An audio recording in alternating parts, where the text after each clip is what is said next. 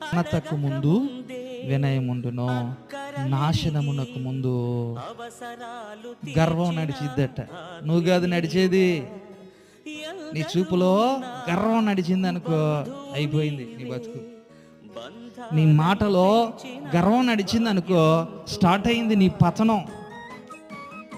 నీ ప్రవర్తనలో గర్వం కనిపించింది అనుకో, ఆ దినమే ఆ క్షణమే నీ పతనం ఏమైపోయింది, ప్రారంభమైంది. నిన్నెవ్వడు పాడు చేయవసరలా, సైతానుడు కూడా నీ మీద దాడి చేయవసరలా, యోబు మీద దాడి చేసినట్టు. నీ జీవితంలోనికి గర్వం వచ్చేసిందంటే, నీ ఆలోచనలోనికి గర్వం వచ్చేసిందంటే, నీవు కలిగిన దానిని బట్టి, దేవుడు నిన్ను ఉంచిన స్థితిని బట్టి అతిశయము గర్వము నీలోనికి వచ్చిందంటే నీకు పతనము ప్రారంభం. ఐగుప్తీయులు